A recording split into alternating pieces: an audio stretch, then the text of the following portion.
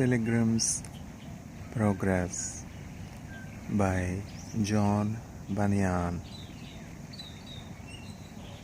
The 10th Stage, Episode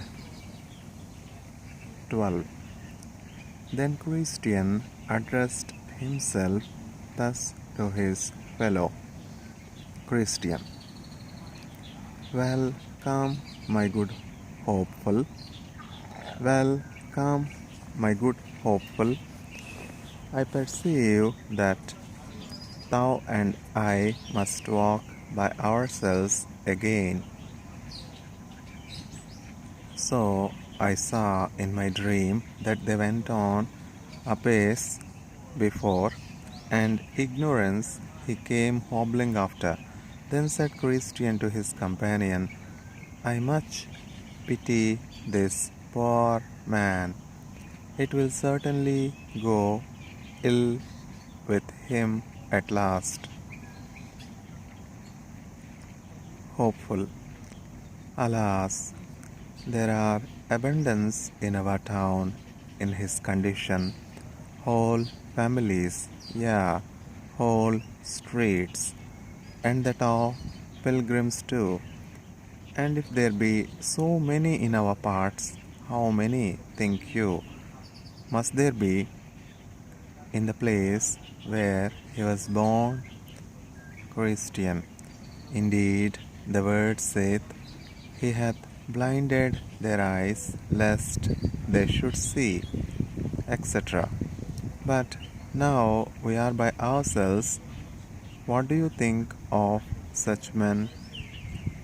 Have they at no time, think you, convictions of sin, and so consequently fears that their state is dangerous? Hopeful. Nay, do you answer that question yourself, for you are the elder man? Christian. Then I say, sometimes as I think they may, but they being naturally ignorant, understand not that such convictions tend to their good, and therefore they do desperately seek to stifle them, and presumptuously continue to flatter themselves in the way of their own hearts. Hopeful. I do believe, as you say, that fear tends much to men's good and to make them right at their beginning to go on pilgrimage. Christian. Without all doubt it doth, if it be right. For so says the word, the fear of the Lord is the beginning of wisdom. Job 28:28, John 111:10, Proverbs 1:7, 9:10. Hopeful. How will you describe right fear, Christian? True or right fear is discovered by three things. 1. By its rise. It is caused by saving convictions for sin. 2. It driveth the soul to lay fast hold of Christ for salvation. 3. It begetteth and continueth in the soul a great reverence of God, His word and ways, keeping it tender and making it afraid to turn from them to the right hand or to the left, to anything that may dishonor God, break its praise, break its peace, grieve the Spirit, or cause the enemy to speak reproachfully. Hopeful. Well said. I believe you have said the truth. Are we now almost got past the enchanted ground? Christian. Why are you weary of this discourse? Are you weary of this discourse? Hopeful. No, verily, but that I would know where we are. Christian. We have not now above 2 miles further to go thereon, but let us return to our matter.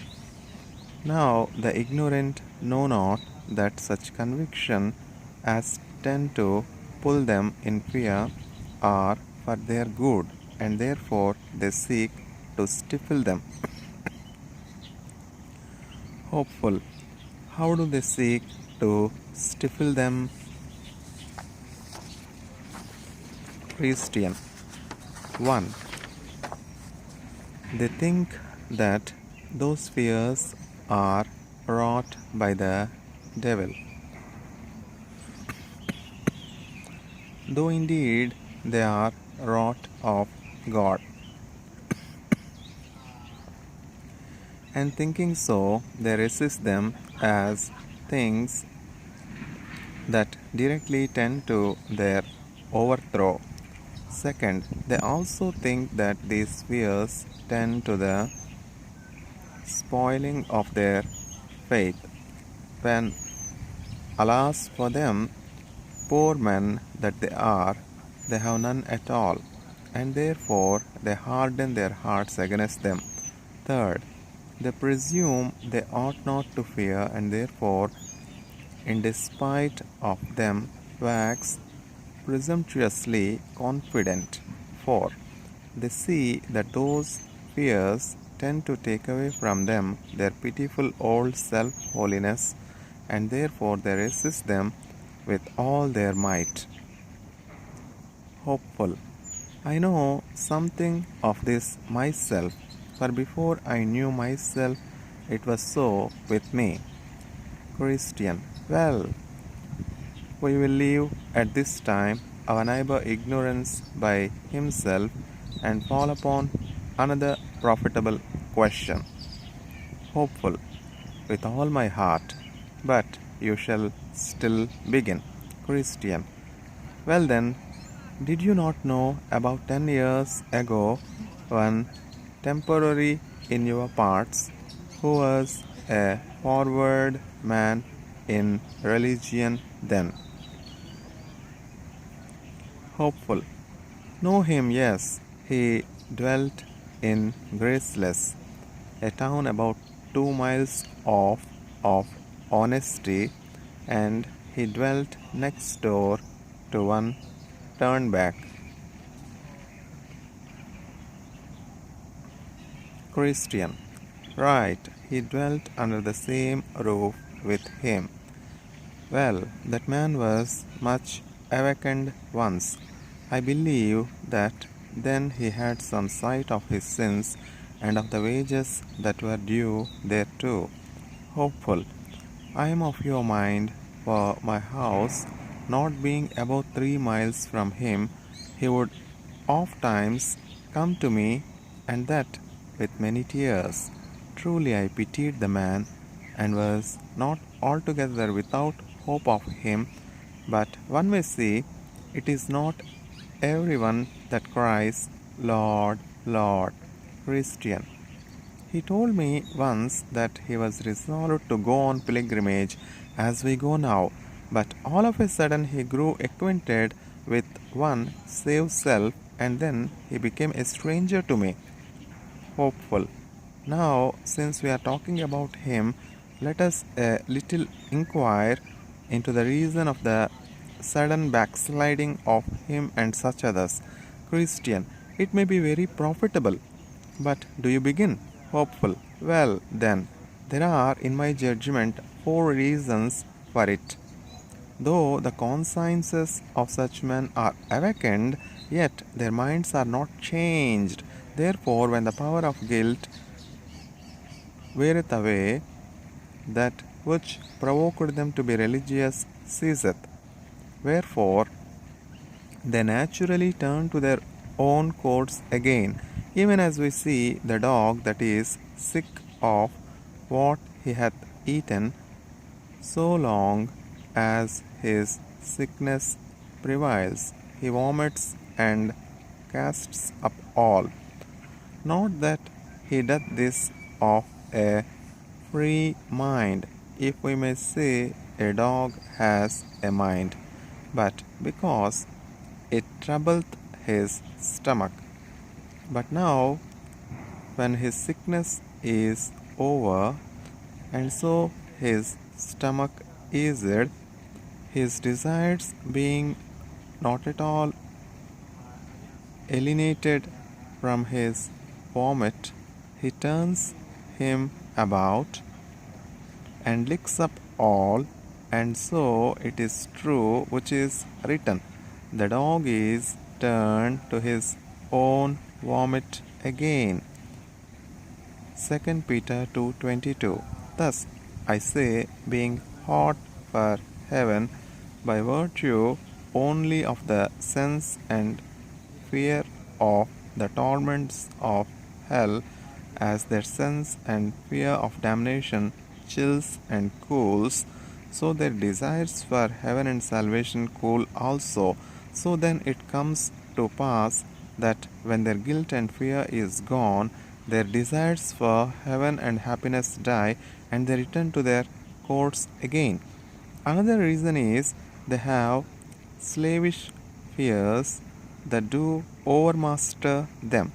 I speak now of the fears that they have of men, but the fear of man bringeth a snare. Proverbs 29:25. So then, though they seem to be hot for heaven so long as the flames of hell are about their ears, yet when the terror is a little over, they betake themselves to second thoughts, namely that it is good to be wise and not to run, but they know not what the hazard of losing all, or at least of bringing themselves into unavoidable and unnecessary troubles, and so they fall in with the world again. Third, the shame that attends religion lies also as a block in their way. They are proud and haughty, and religion in their eye is low and contemptible. Therefore, when they have lost their sense of hell and the wrath to come, they return again to their former course. Fourth, guilt and to mediate guilt and to meditate terror are grievous to them. They like not to see their misery before they come into it, though perhaps the sight of at it first, if they loved that sight, might make them fly whither the righteous fly and are safe. But because they do, as I hinted before, even shun the thoughts of guilt and terror, therefore, when once they are rid of their awakenings about the terrors and wrath of God, they harden their hearts gladly and choose such ways as will harden them more and more. Christian, you are pretty near the business, for the bottom of all is for want of a change in their mind and will, and therefore they are but like the felon that standeth before the judge.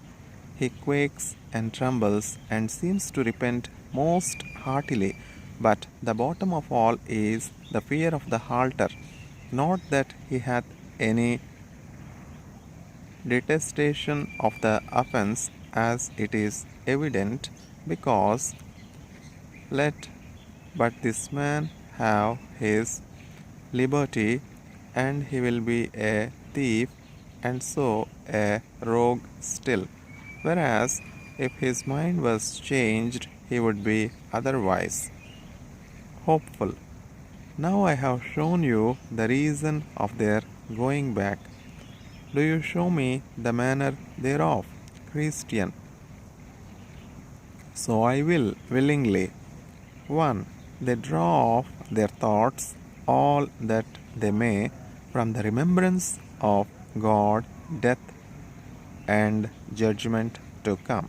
Second, then they cast off by degrees private duties as closet prayer, curbing their lusts, curbing their lusts, curbing their lusts, watching, sorrow for sin, and the like. Third, then they shun the company of likely and warm Christians. Fourth, after that, they grow cold to public duty as hearing, reading, godly conference, and the like. Fifth, they then begin to pick holes, as we say, in the courts of some of the godly, and that devilishly, that they may have a seeming color to throw religion for the sake of some infirmities they have espied in them behind their backs. Sixth, then they begin to adhere to and associate themselves with carnal, loose, and wanton men. Seventh, then they give way to carnal and wanton discourses in secret, and glad are they if they can see such things in any that are counted honest, that they may the more boldly do it through their example. Eighth, after this they begin to play with little sins openly. Ninth, and then being hardened, they show themselves as they are, thus being launched again into the guilt of misery, unless a miracle of grace prevent it, they everlastingly perish in their own deceivings. Now I saw in my dream that by this time the pilgrims were got over the enchanted ground and entering into the country of Beulah, whose air was very sweet and pleasant. Isaiah 62 4 to 12.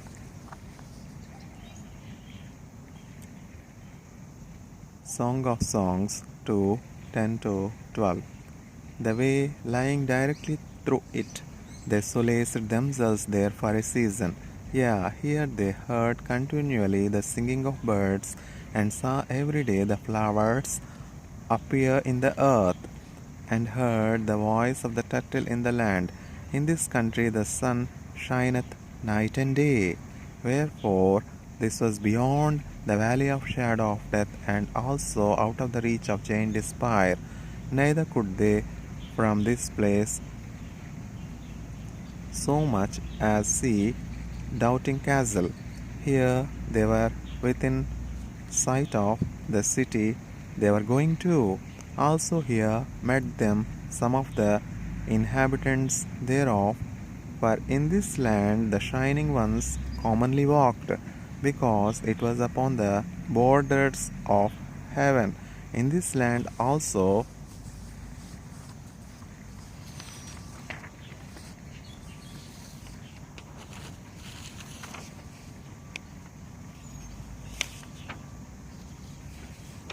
the contract between the bridge the contract between the bride and the bridegroom was renewed. The contract between the bride and the bridegroom was renewed. Yeah, here as the bridegroom rejoiceth over the bride, so doth God rejoice over them. Here they had no want of corn and wine, for in this place they met with abundance of what they had sought for in all their pilgrimage. Here they heard voices from out of the city, loud voices saying, Say to the daughter of Zion, Behold, thy salvation cometh. Behold, his reward is with him. Here all the inhabitants of the country called them the holy people, the redeemed of the Lord, sought out, etc. Now, as they walked in this land, they had more rejoicing than in parts more remote from the kingdom to which they were bound. And drawing near to the city, they had yet a more perfect view thereof. It was builded of pearls and precious stones. Also, the streets thereof were paved with gold, so that by reason of the natural glory of the city and the reflection of the sunbeams upon it, Christian with desire fell sick. Hopeful also had a fit or two of the same disease, wherefore here they lay by it a while, crying out because of their pangs. If you see my beloved, tell him that I am sick of love. But being a little strengthened and better able to bear their sickness, they walked on their way, and came yet nearer and nearer, where were orchards, vineyards and gardens, and their gates opened into the highway. Now, as they came up to the places, behold, the gardener stood in the way, to whom the pilgrims said, Whose goodly vineyards and gardens are these? He answered, They are the king's, and are planted here for his own delight, and also for the solace of pilgrims. So the gardener had them into the vineyards, and bid them refresh themselves with the dainties. Deuteronomy 23:24. He also showed them there the king's walks and arbors, where he delighted to be. And here they tarried and slept. Now I beheld in my dream that they walked, that they talked more in their sleep at this time than ever they did in all their journey, and being in a muse thereabout, the gardener said even to me, Wherefore musest thou at the matter? It is the nature of the fruit of the grapes of these vineyards to get down so sweetly as to cause the lips of them that are asleep to speak. Song of Songs 7:9. So I saw that when they awake, they addressed themselves to go up to the city, but as I said, the reflection of the sun upon the city, for the city was pure gold, Revelations 21:18, was so extremely glorious that they would not as yet with open face behold it, but through an instrument made for that purpose. 2 Corinthians 3:18. 2 Corinthians 3:18. So I saw that as they went on, there met them two men in raiment that shone like gold, also their faces shone as the light. These men asked the pilgrims whence they came, and they told them. They also asked them where they had lodged, what difficulties and dangers, what comforts and pleasures they had met with in the way. And they told them. Then said the men that met them, You have but two difficulties more to meet with, and then you are in the city. Christian then and his companion asked the men to go along with them. So they told them that they would. But said they, You must obtain it by your own faith. So I saw in my dream that they went on together till they came in sight of the gate. Now I further saw that betwixt them and the gate was a river.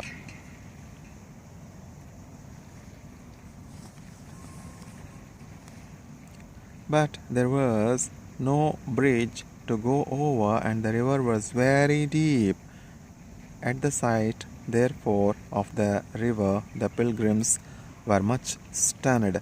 But the men that went with them said, You must go through, or you cannot come to the gate, or you cannot come at the gate. The pilgrims then began to inquire if there was no other way to the gate, to which they answered, Yes, but there hath not any save two, to wit, Enoch and Eliza, been permitted to tread that path since the foundation of the world, nor shall until the last trumpet shall sound. The pilgrims then